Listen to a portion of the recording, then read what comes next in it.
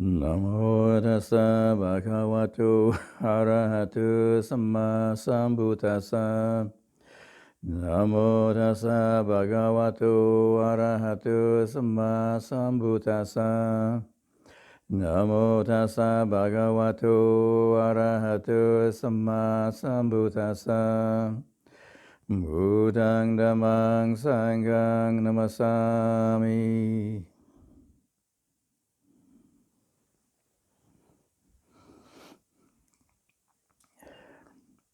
So this is session 3 of Sutta studies for the Rains Retreat 2023. And today's theme is Samma Sankappa, the second factor of the Eightfold Path. And if you've been studying it, a bit about it, maybe the first thing you notice is there's quite a few different translations of the word Sankappa. Some of the Pali words, they don't, or you can say concepts even, they aren't very easily explained in a simple English word. This is one of them, Sankappa. It really means something like the direction of our mind. But Bhikkhu Bodhi uses intention, and others have used thought.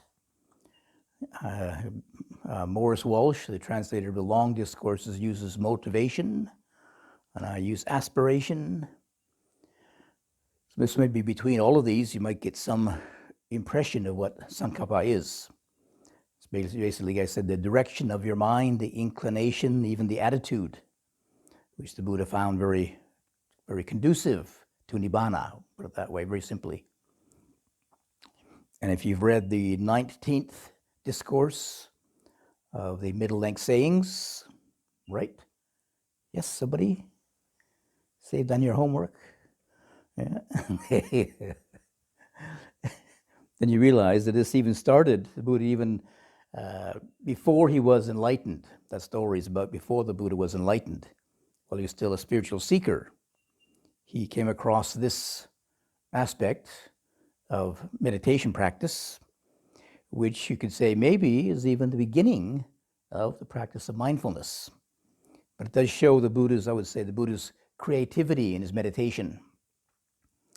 You know, the story is that he followed the traditional meditations available in India at that time, the samatha practices, developing, you know, very diligently and energetically. He developed these 8 absorptions, and was able to attain to the highest level. But then he himself realized this is not the way to Nibbana. It's what will be called samatha meditation. A very good foundation, but without, you know, the wisdom aspect, you can say insight, then doesn't realize there's not the possibility for Nibbana. So maybe this little story about the Buddha is probably after he already had developed meditation, maybe even after he'd already practiced these ascetic practices, the fasting and the living a difficult life. And then he was experimenting, trying to find a new way, a new path of practice. So as a meditator, of course, you know, most of us know already, I think, if you're meditating, one of the main challenges of meditation is to deal with your thoughts, right? Wandering mind, wandering thoughts, you know, distracting thoughts. So the Buddha, obviously, he had this experience, and then with his, you know, kind of creativity, he decided, oh, what I'll do is divide these thoughts into 2 different camps.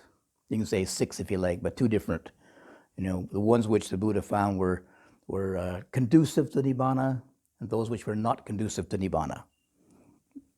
And of course, he simplified it, just putting it down to 3 basic ones. So his experience was that, you know, thoughts or the tendency, the attitude of renunciation, non-ill will, and harmlessness was the most effective. Those were the most useful, because they do not lead to his own affliction, do not lead to others' affliction, do not lead to the affliction of self and others. These aid wisdom, they do not cause difficulties, and it leads to Nibbana. So when he practiced that, separating these two, and he investigated these three types of aspiration: renunciation, non-ill will, and harmlessness, he realized there's nothing to fear from these thoughts. They're conducive to nibbana. Whereas the others, sensuality, ill will, and harming others, does not conduce to nibbana. Very simple. So but then of course, he also realized that it was helpful that not always to just have skillful thoughts. Some people think, well, to be a Buddhist, I must think like a Buddhist. See? But the Buddha realized that even thinking was a distraction.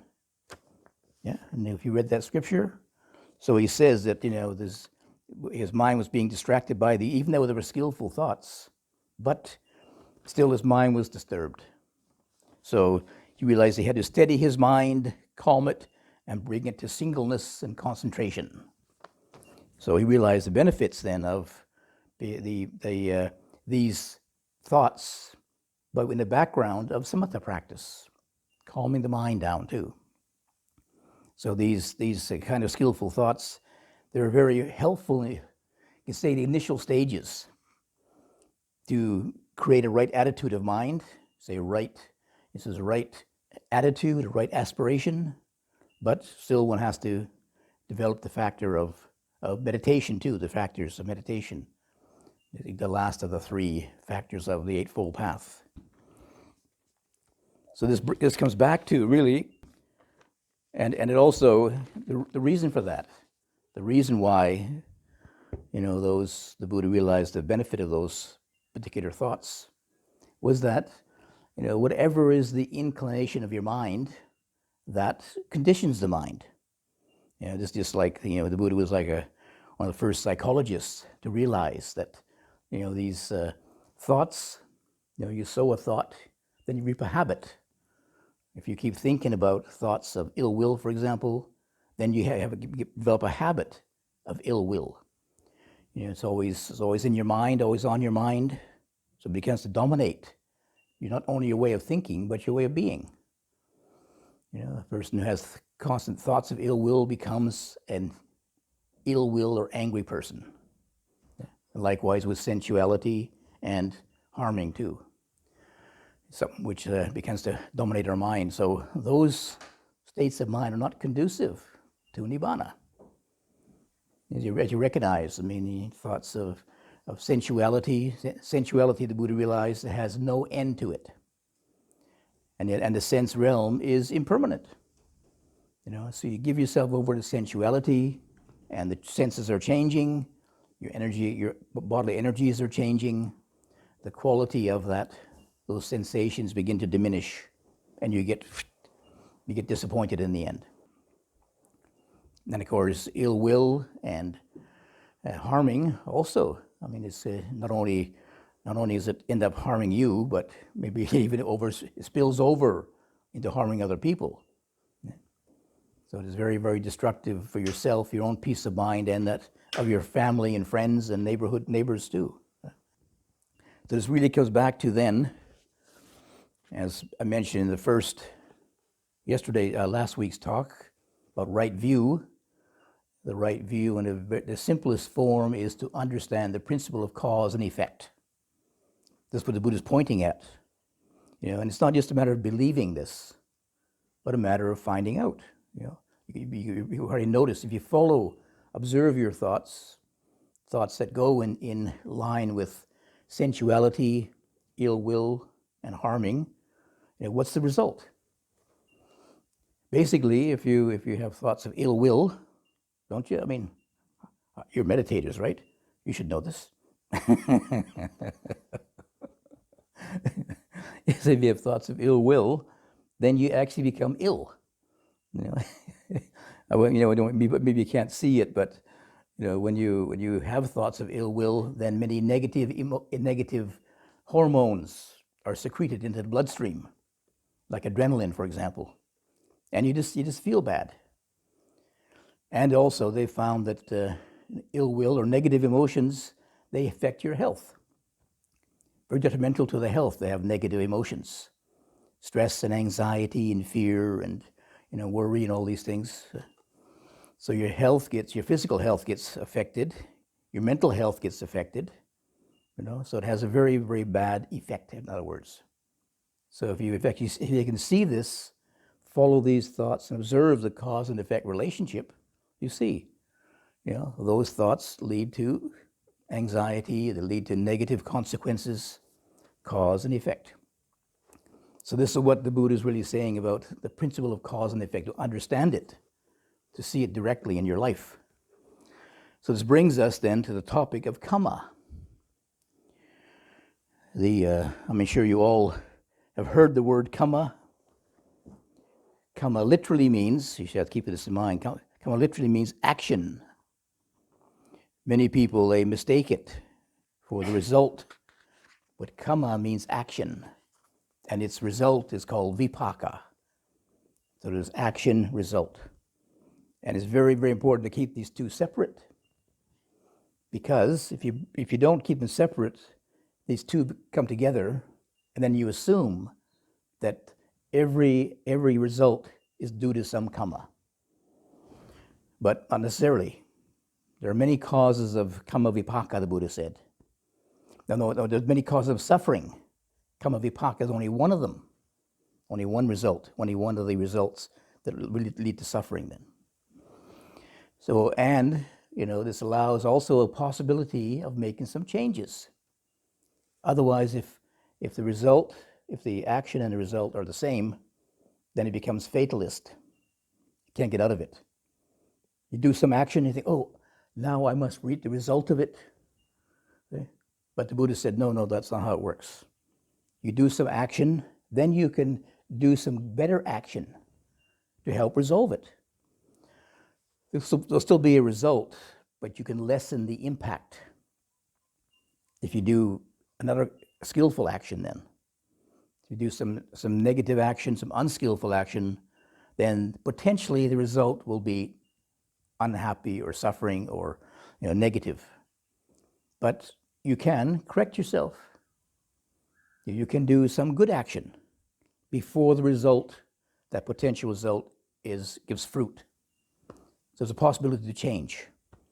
Otherwise, you could not be enlightened. Like we're born with greed, aversion, delusion, right? I don't want to insult you, but just being humble, we can acknowledge we not enlightened yet, right? We still have ignorance. Well, if you don't believe you can make any changes, you're stuck with that ignorance. This is my karma, people say. It's a way of excuse. Say, oh, this is my karma. I'm just bound to make mistakes. I have bad karma. I've been born under an unlucky star. But the Buddha himself was a believer in action. You can do some action. You can do something to deal with it in a more skillful way. You're not slated. You're not destined to reap the result of all your unskillful actions. Isn't that a relief? Yeah, I think so. But I won't mention that it's hard work, but can be hard work. But at least there's a possibility there to change our unskillful habits, you see. So when it comes to karma, we're going to explain the principle of karma. First of all, again, I don't want to, well, I guess we can acknowledge, can't we, that we all still have a little bit of ignorance, right? Yeah. So for most people, unfortunately, they misunderstand karma. What they do is they put the actor in the scene first, you see. So they always think, I'm the actor. I am acting, you see. And then if you do that, then I have to reap the results of that. How many Buddhists believe that they will get reborn? Yeah, me, this intelligent, clever person here will get reborn. I hope I'm a bit taller, but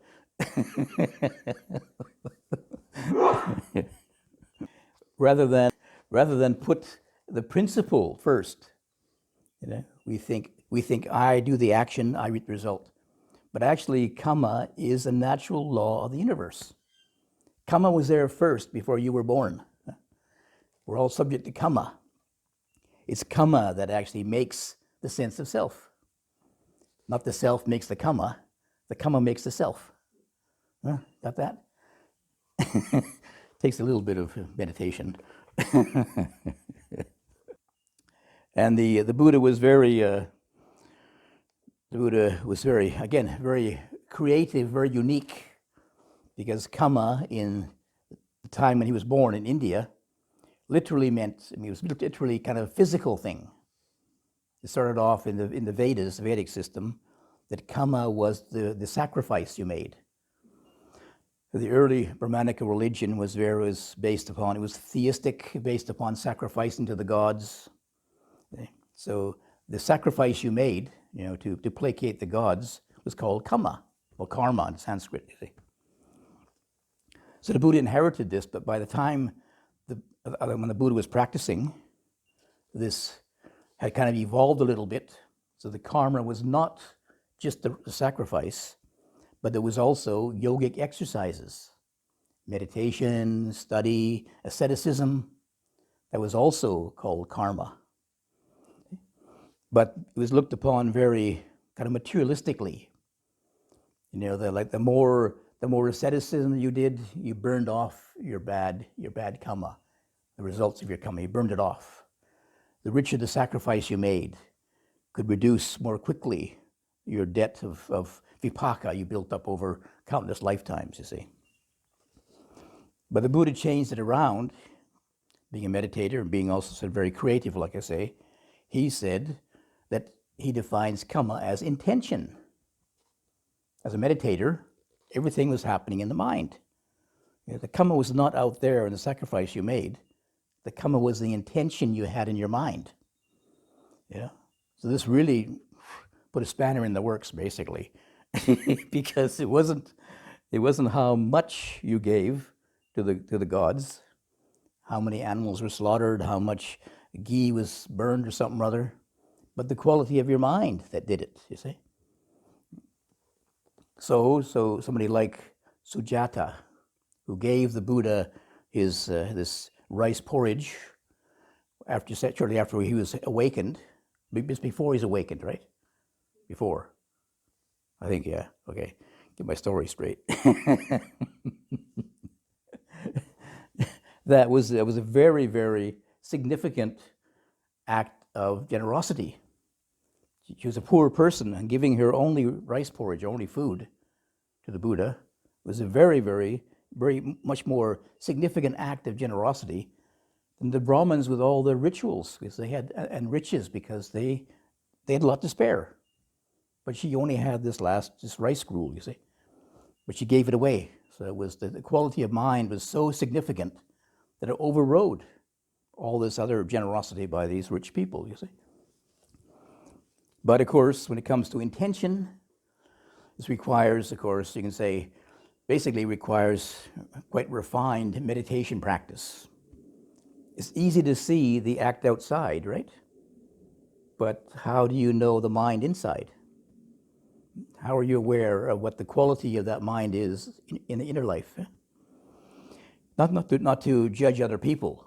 You see somebody come and make a donation, what's their state of mind? Let me see. You can't know. You probably can't know. But for yourself, you have to look at your own mind. So what's the quality of your own mind? What's your intention when you do something? And this generally requires some calmness of mind, some clarity of mind. I had my own story about this because, well, many times, but you're just trying to observe intention and how quickly it can change, because it is just a state of mind, right? It's like a passing thought. I should make some offering, and then the second thought is, I can't give too much though. because how much, like when I was in Switzerland at the monastery, people would phone up and say, when's there a meditation retreat? I say, oh, yes, yes. How much does it cost? I say, no, it's by donation. How much is the donation? I said, no, it's a free will donation. You decide yourself. But how much is that? They just couldn't think beyond a number, you see. What's free will donation? No concept. They didn't. This is the first time they heard about it, probably. And usually there's a suggested donation at least, But anyway, this theme of intention is helpful to be able to investigate somewhat. Not only is it helpful to know what the intention is behind things, your actions, for example, as best you can, because that's what sets the tone for it. Even though you may think you're doing something, you can say generous or kind or something or other, but what's behind it? Sometimes the acts of kindness can be, I'm being kind to you because actually I want you to be my friend or something. It's sort of a mercenary kindness there or something, or even donation. People kind of make a donation and they make a big show of it, because they want people to look at them and say, oh, aren't they generous? But other people very quietly just walk in and slip some money in the donation box without putting their name down or making a big show about it, you see. But sometimes there might be some ego in that too, Look how humble I am, nobody sees me.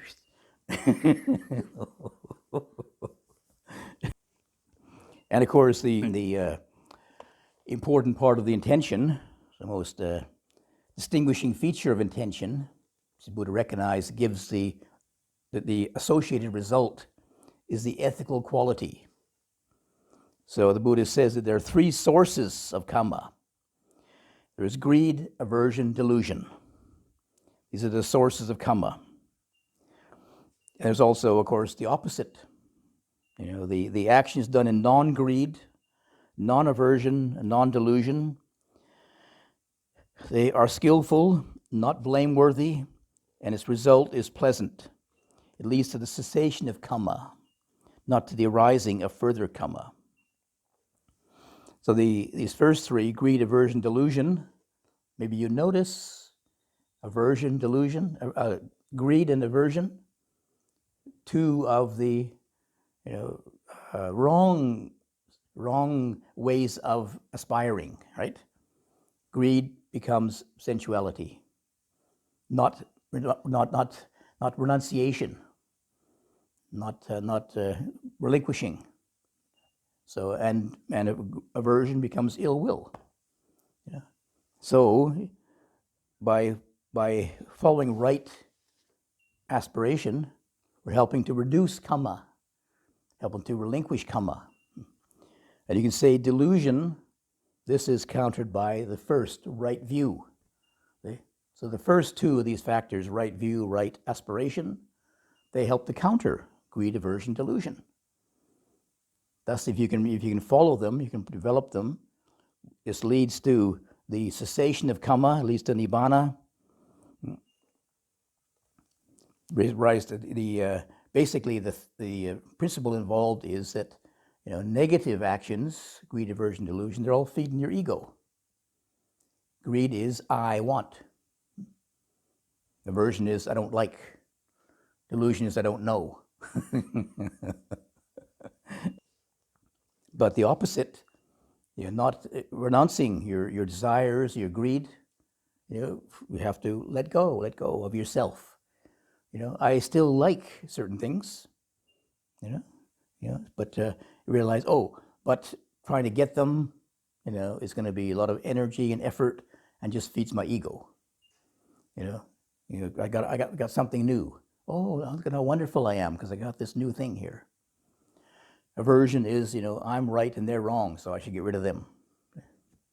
And delusion is, I don't know what's going on, I'm too confused. So these negative actions, greed, aversion, delusion, they compound the ego. They compound self.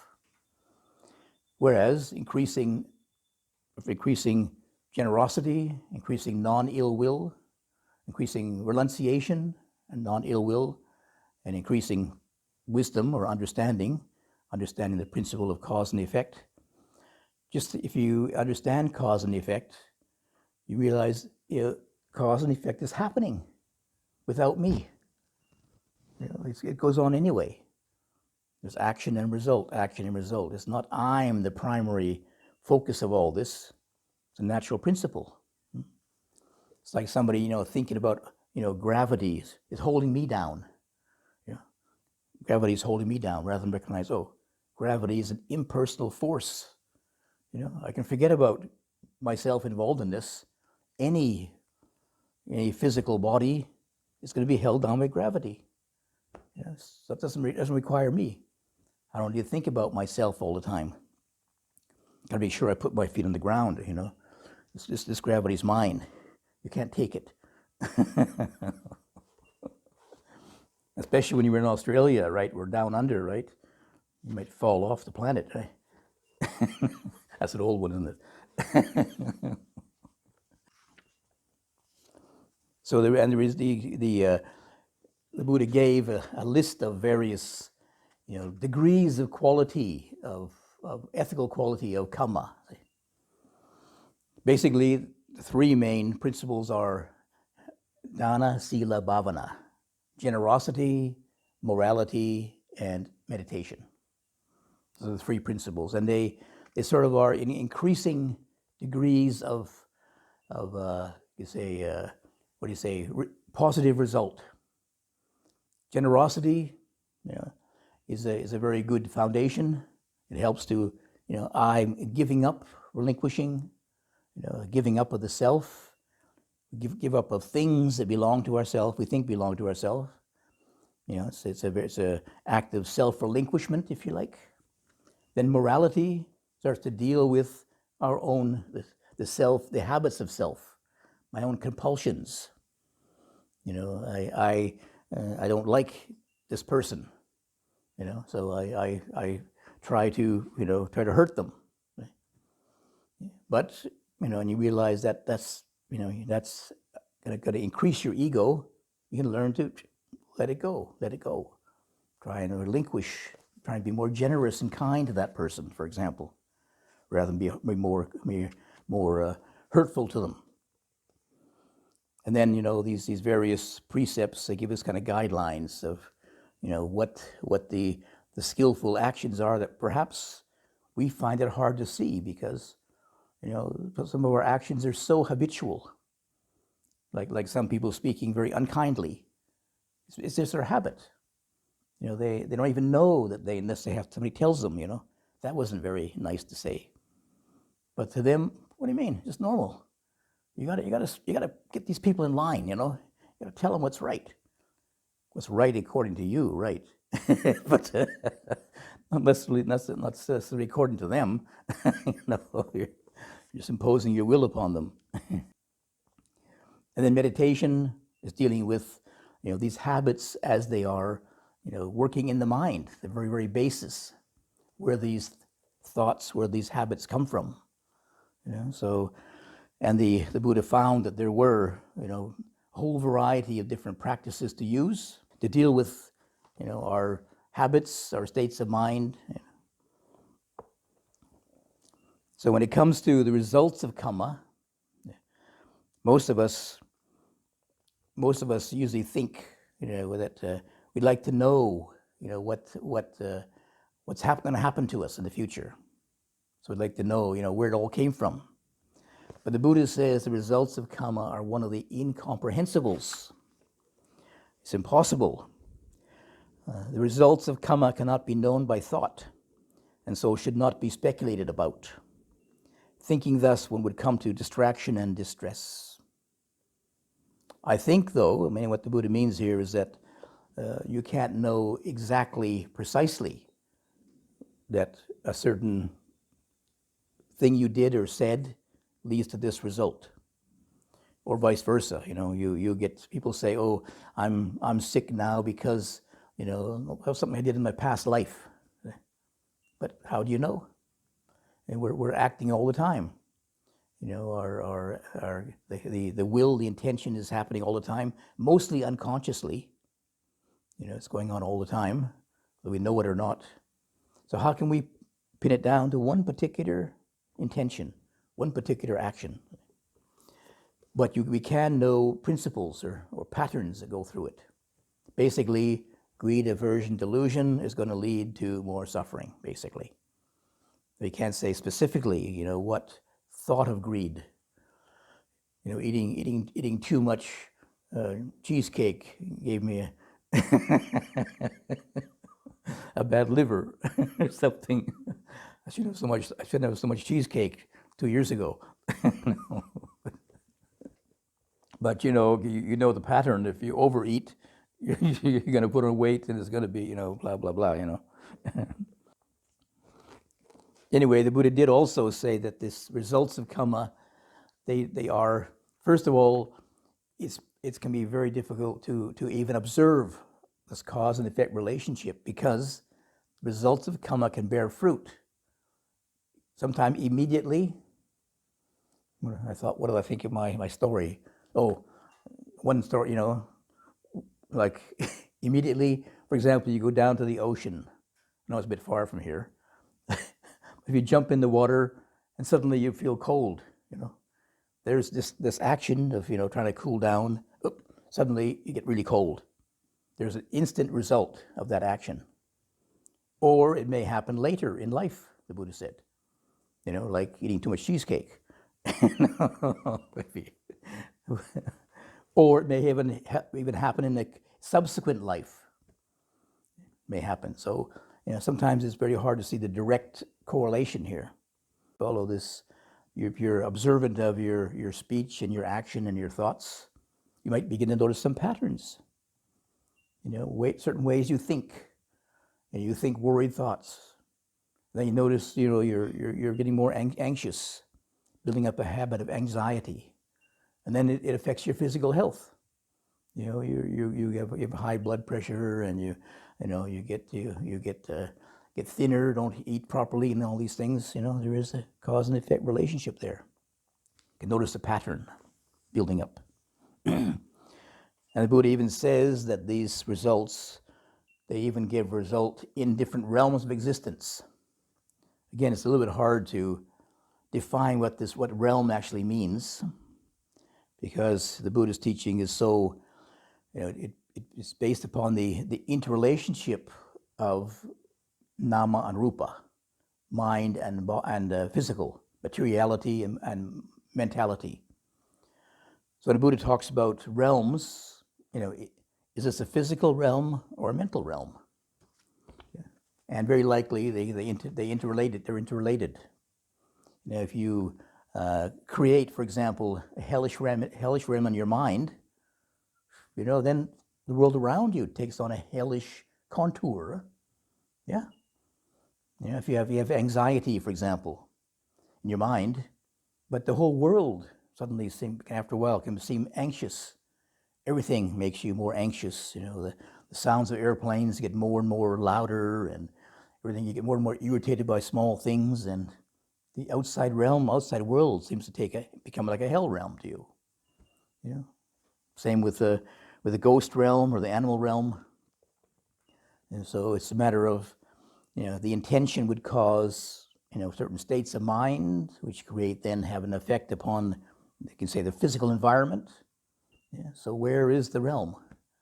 You know, we can say heaven and hell is in your own mind. Not up there, down here, but your mind can go up when you have heavenly thoughts, goes down when you have hellish thoughts. Yeah.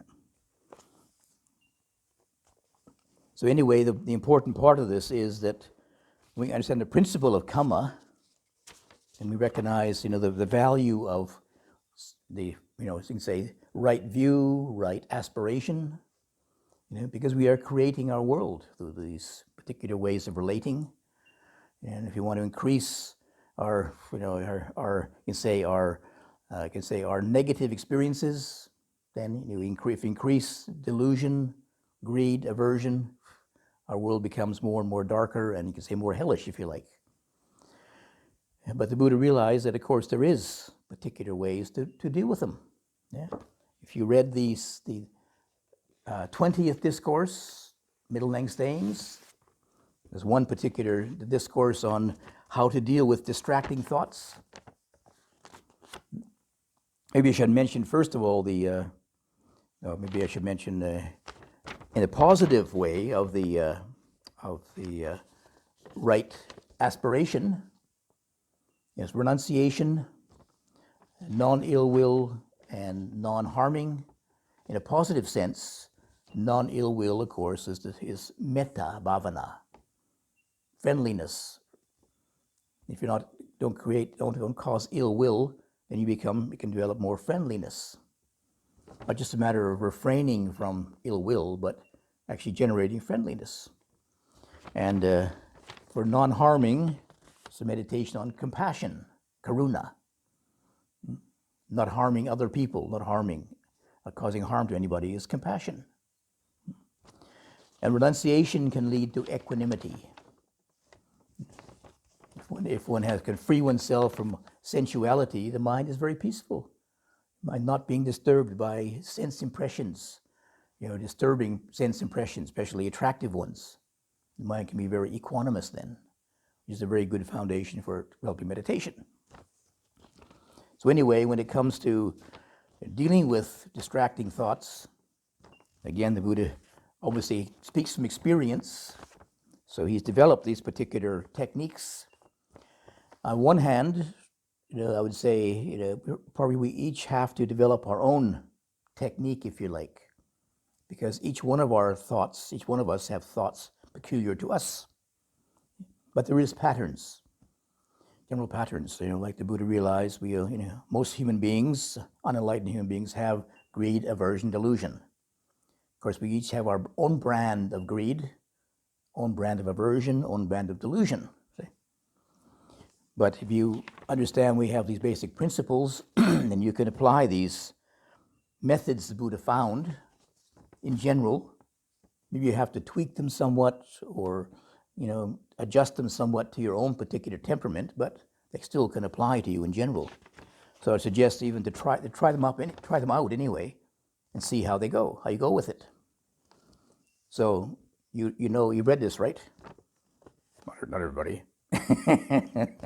Some weren't here to get their homework. So the first one is to change your meditation theme. If thoughts of greed, aversion, delusion keep arising, say you're watching the breathing, and you keep having these thoughts come up. And if you follow some of the directions for the right aspiration, you notice, are these thoughts greed? Are they aversion? Are they delusion? What kind of thoughts are they? And then you can change the theme then. For example, very simple, if you have thoughts of aversion, mostly ill will coming up, then of course the meditation is metta bhavana. So maybe some people, they only learn watching the breathing. I met people who have followed the breathing for 20 years. They know nothing else. They went to one meditation retreat, learned the first instructions, and kept it up for 20 years. Can't say it's no use, but they probably have missed a lot of opportunity because, in the meantime, they get very good at watching their breathing, but not being aware of, say, their states of mind or understanding how to deal with their states of mind. But the Buddha gave us 40 different meditation themes, so it can be helpful to experiment a bit. So, for example, if there's lots of thoughts of aversion coming up, just keeping up with the breathing may not be very useful. But if you were to bring in metta bhavana, meditations on friendliness, at least for some time, at least it can perhaps reduce those thoughts of aversion. Maybe it can give you some distance from them, give you a little bit of space, a little bit of holiday from them for a while, to give you some perspective on it, or at least to give you the sense that it's possible to change them. Like I say, some of these ways of thinking are just habits, deeply ingrained habits, and they're not going to go away very easily unless they're shaken up a bit. So, for example, if you do bring in some metta bhavana, some friendliness rather than aversion all the time. Oh, gee, the mind can be different. It is possible to break out of this habit. I mean, very likely the old habit comes back again, after a little while, or maybe even immediately, but, but at least you had a glimpse that it can change. So, oh, great, there's possibility. If I develop this metta bhavana, you can maybe allow some respite, maybe even some calming down of aversion as my main theme of meditation then. So there is, if you read the footnote, number 250, middle length discourses? No? Come on, who's doing the homework? It gives you specific details. If there is greed for, like lust, for sexuality, then of course to develop meditation is asubha kamatan. If there's greed for physical objects, the meditation is for impermanence. Your beautiful things, they're going to be impermanent. You look at them and you just, every time you think, oh, just wonderful, wonderful, till it breaks down, and then you, what? Disappointment. It'll come eventually, So you meditate upon impermanence and you don't feel so attached to it. The meditation for aversion or ill will is metta bhavana. Meditation for not for harming is compassion, karuna meditation. So anyway, there is a possibility to change these. If you're using one meditation technique and thoughts of greed, aversion, delusion arise, then you can go back to the Buddha's list of themes, meditation themes, and maybe look at some which are very helpful for you to change your state of mind. If those thoughts still persist, the second technique is to investigate the danger of those thoughts. Which maybe you already started with observing the danger of sensuality, ill will, and harming, as far as the thoughts of right aspiration go. So examine the danger, what the negative consequences are. And the third one is, if these thoughts still persist, you try to just settle them, not think about them. Sometimes there is a whole train of thought there, one memory comes up or something, triggers the next one, the next one, the next one. Just cut them off. Just drop it back to the breathing again. Drop it back to the breathing again, back to the breathing, back to the breathing. To interrupt that, cause and effect sequence, as it were. This thought triggering the next thought, the next thought, the next thought, or the thought can trigger a physical reaction, like anger, for example, and you feel bad. When you get angry with somebody, or ill will comes up, you feel bad. And then you get angry at the feeling bad. And you get angry at feeling bad about the feeling bad. And then you get caught in this, feedback, this negative feedback loop then, you see. But then just back to the breathing, forget about it. Go back to the breathing, just watch the breathing again, the breath comes in, the breath goes out, breath comes in, the breath goes out. And if it still persists, the fourth one is to examine the cause. Step back, investigate, what's the trigger for this? Sometimes it is simple things, like the particular environment you're in, for example. The weather's cold, so it triggers off lots of negative thoughts maybe. Yeah? Or the weather is beautiful, sun shining, and you start fantasizing about the last time you're on the beach somewhere, surfing or sunbathing. Oops, back to the breathing. When I was first in Thailand, I just came from traveling for quite a few years, and sometime my first thought in the morning, some memory comes up, in these quiet mornings, meditating, and I just knew, oh my gosh, this just triggers off all these memories. Some days, oh, this is going to be a Greece day today. I'll be going back, traveling back in Greece again. Going here and going there in Greece, and so Well, this will be an India day today. Oh my gosh. One thought, one memory triggering the next thought, the next memory, the next, going round and around and around. Took a while to wake up and, oh, Thailand, 1974, 73. I'm not in India, 1969. Slap, slap.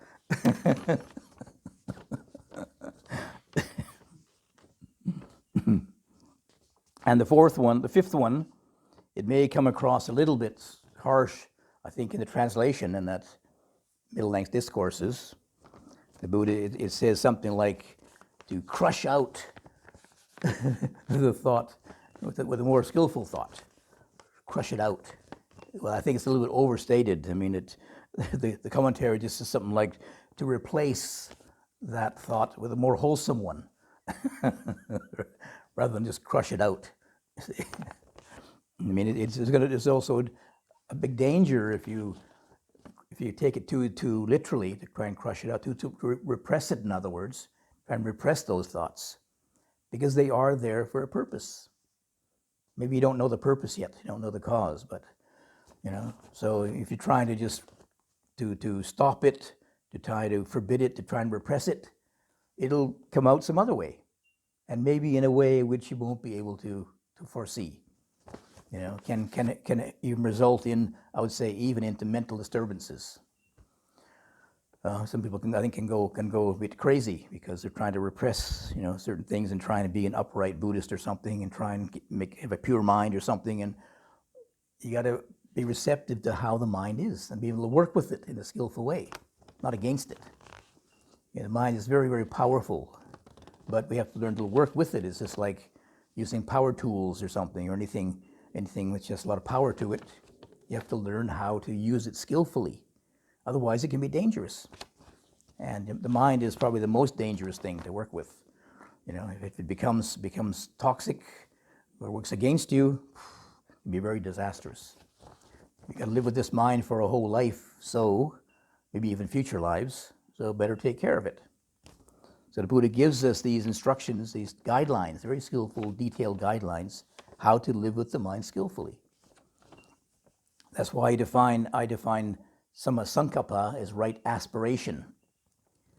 Because our mind is the inclination of our mind, the direction of our mind, but practically speaking, the mind still has thoughts of sensuality and ill will and harming. It's just the way the mind works. It's our old habits coming back again, but you aspire to go beyond them. And sometimes it is the intentionality, making that effort, that intentionality. I will try to direct the mind in that way, gently, patiently, with friendliness and gentleness, directing your mind in that way with a positive intention. Then, you can begin to notice there'll be some changes eventually because of the law of cause and effect. If you don't allow your mind to dwell upon sensuality, ill will, and harming continuously, if you do, that it just keeps building up, energizes those negative qualities. But if you have your mind inclining towards renunciation, okay, maybe it's takes some effort, but eventually, the mind begins to take shape, get reformed, if you like, in a very natural way. You can just stop it, maybe, go back to the breath, buckle down, go back to the breath, stop those negative thoughts. But if you're going against it, against the flow of the mind, you're going to create more conflicts and more disturbance in the end. But being able to acknowledge it, okay, right, that's what's there, but I won't follow that trend. I won't keep up with it. I won't reinforce it by giving more thought to it, more energy to it. I'll try to drop it. I recognize it's not so skillful. It's there, but you can't forbid it. Yeah? But we can work with it in a more skillful way, not to indulge it, but not to forbid it either. So right aspiration is kind of a follow-up from right view, I would say. Right view gives us the reason for practice. Our suffering has a cause. We understand cause and effects. The suffering has a cause. The Buddha gave us a path to follow to create a more positive effect. We can relieve our suffering. And then right aspiration gives us the direction to go in now. We have the purpose, right view as a purpose, cause and effect, right. I can do something. Now right aspiration gives us the direction to go in. Renunciation, non-ill will, non-harming. That's the skillful direction to go in. And then that's the first two of the factors of the Eightfold Path, which comes under the subtitle of wisdom, or summary of wisdom faculties. The next one is morality, sila, 3 factors. And that is now putting these, you can say, positive aspirations and understanding into everyday life. How to put those positive aspirations into everyday activities, our speech, our action, our livelihood. That's the theme for next week. So stay tuned.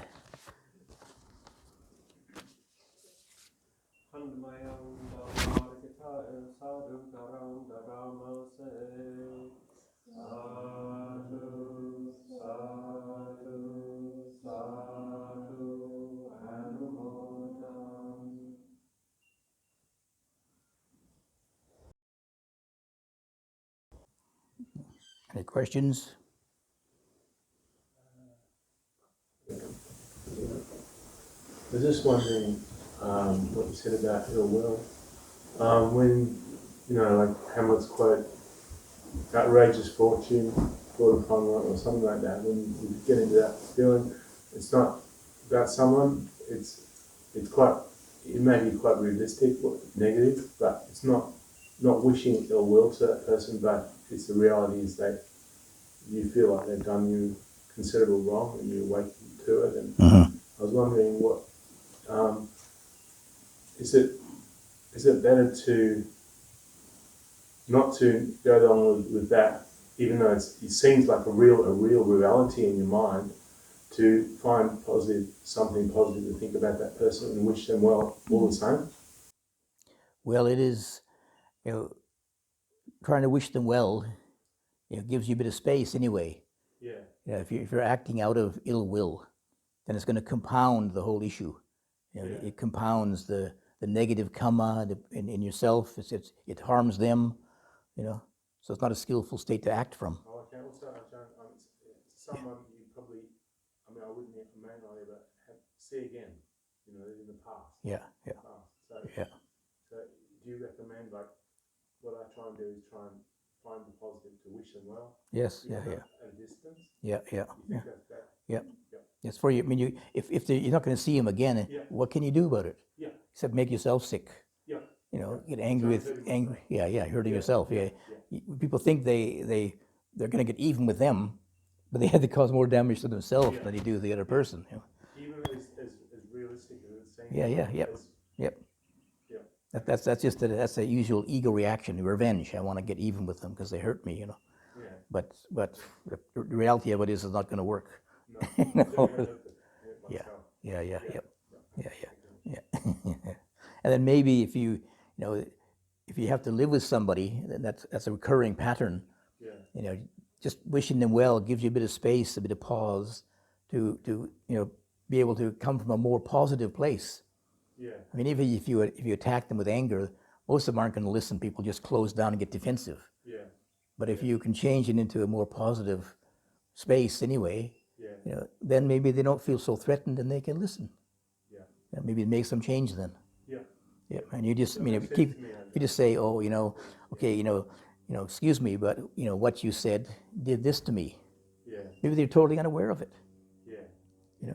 Our first reaction is usually just the revenge part to get even with them. But you hurt me, so I'm going to hurt you. But it's not very effective in the end. The Buddha says, Even as realistic and yes, true as it seems. Yeah. Seems logical. Yeah. Your narrative of what happened. Yeah. I'm just wondering about hell world and heaven world. When Buddha mentioned about like hell and heaven and like you do good, you go to heaven, bad and hell, and then you become an animal. But with the animal world, we can see that it's physical animal there. So wouldn't have to be physical to if the animal room already proved that what Buddha say is you can be born animal again and stuff. Like we've been, since we're young, like training the actual ghosts and stuff. Like I used to see ghosts myself, like in the family. So it's not the mind, like not nothing to do with the animal room because we can actually physically. Yeah, yeah. Have you really seen a ghost and talked to a ghost? And It actually come into my my brother's body, like. oops. Okay. Well, how about have you have you really seen and talked to an angel? No. I don't see the angel, but I can like touch, like I knew the Oh, answer are you taking some kind of medication? from meditation. Not meditation, medication. No.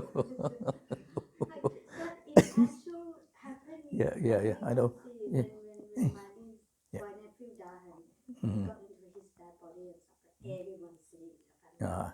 So like all the good. Like I say, it's very hard to, the mental and the physical are kind of interrelated. So, we used to make a distinction between this is physical and this mental is here, but actually, the physical, so-called physical, you're processing through your own mind too. What is actually there, I interpret it like the physical eye sees a bit of color and shape, and then the mind, it must be a floor and a carpet and blah blah blah. But somebody who lives doesn't know about carpets. They come here, wow, you got some gray grass here, huh? They just no conception of it. You see, so it's very hard to say exactly. So that's why I say that some people they usually think heaven's up there, hell's down there, there's a place up there, and then I can't see it, so I don't believe it. But rather than think, look in your mind. How's your mind feel? Well, what's the state of mind? What's the condition of your mind or emotion in your mind? Is it heavenly or hellish? That's what's maybe creating the physical, maybe. But the Buddha was interrelated, so he didn't say exactly. There is physicality outside. The four elements are there, yes, but we interpret them through our mind. So, what are those four elements exactly? How are they manifesting? It's very unclear. Different people see different. They put together different pictures of the four elements. You see, a different reality for them. I just have one more question. So many teachers said when you do meditation and you get pain, then you should focus on the pain and the pain will go away. But I personally, I don't do that. I focus on my breathing so I don't feel pain. So when Luang Por mentioned that if you focus on the pain and then your mind will basically it become puppet. So that is correct, then you shouldn't focus on the pain, but otherwise your mind will think you're sick or you get pain instead of you happy when you meditate. Like straight away when you think about meditation, oh, I'm gonna have pain. So you don't want to do it. So is that proof that the way I do is correct? I don't know. Well, at some stage, development of mindfulness, the Buddha suggested to observe Vedana, observe it at some stage. So at some time in meditation, it can be helpful to observe, so-called pain, because when your mind is in a state of calm, pain is in the mind too. If your mind has samadhi, then the pain is different. So you have to be really careful too, because the pain is showing that the body is under stress. So and when the physical body is under stress, it's going to be some damage eventually. But most of the so-called pain is in the mind. So when you observe the pain from a state of calm, it's different, and your body you interpret it differently, and your body interprets it differently. For example, for people who don't have much samadhi, much calmness of mind, the pain is there, and then the fear comes up, and the body tenses up, and it's more negative sense. You could say more sensation, negative sensation, if you like. But if your mind is calm, you can look at the so-called pain, and the body can relax. because it's just the mind observing this sensation, you see, not my pain anymore. See? Yeah. That's why when I have a very good meditation, I don't feel pain that much. Yeah, yeah. But if I have bad meditation, I Yeah. So I would say, I mean, if you have bad meditation, I would say, don't fight with it. The pain will always win. The body has limits, So it's be helpful to, okay, maybe you work with it for a little while. If it is disturbing your meditation, change the meditation theme. You see, get up and walk, or just change the posture or something or other, and you have to be able to be comfortable enough for the mind to be calm, to be focused too. And if it's disturbing your meditation, then I said, it's not worth it, because then you say then your memory is meditation pain. Don't want to do it. Yeah. Keep a positive attitude, I would say. Yeah. Yeah. Yes. Yeah. Yes. Yeah. I was just wondering, is there a karmic distinction between ill will towards oneself and towards another? A distinction, or like a difference in weight? Karmic, is it the same? Because as a thought itself, if you think, oh, they're bad, or I'm bad, it's it never leaves your mind in a sense. So, the difference would just be a matter of perception. Yep. I mean, it's also a matter of intensity too. Intensity. I mean, sometimes some people they have a very severe sense of self-hatred. It kind of dominates. Other people they put it all outside. You see, everybody's wrong except them. You see, so it has to do with the intensity too. I'd say the intensity is more important than whether it's internal or external.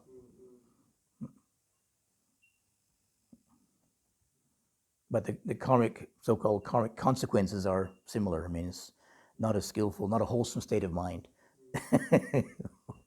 Doesn't lead to nibbana, the Buddha said.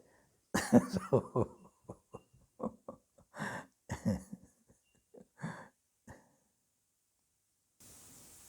with fear, how do we get rid of fear? Like, what the said, if we have angry, we use metta, right, or karuna. But with fear, what do we use to get rid of fear? I would say the root of fear is delusion.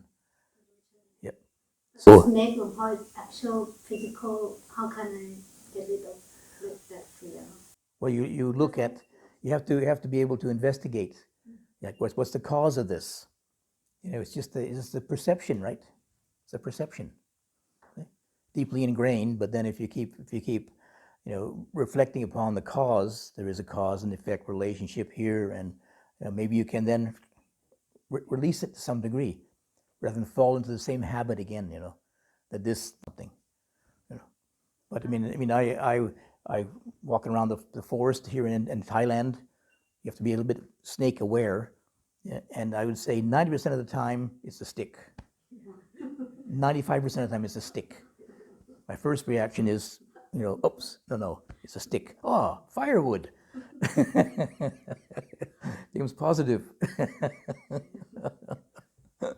Yeah. So hard to get rid of the delusion because it's so deep.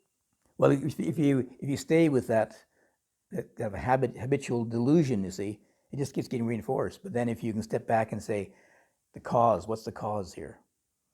You just see, color and shape, black and straightish, then it's not always a snake. So, your mind is playing tricks on you. You always jump to that, because that's your habit tendency to always see a snake everywhere, you see. But it's just a delusionary habit. But if you just look and see just color and shape, then all you see is black and straight. No more snake, eventually. I mean, if you what is to think about the goanna, like think if they're cute, and I try to practice, and now I can see it's cute, but I'm still yes, aware yeah, of it. yeah. Instead of like you ask Yeah, it now, okay. I can see it's Cute. But with snake, I still Yeah, well, I don't say I won't say they're cute, but but sometimes I've seen those black ones, yeah, nice shiny black, beautiful, yeah, but just don't go too near. Yeah, so yeah, yeah. Perception, just perception, just perception.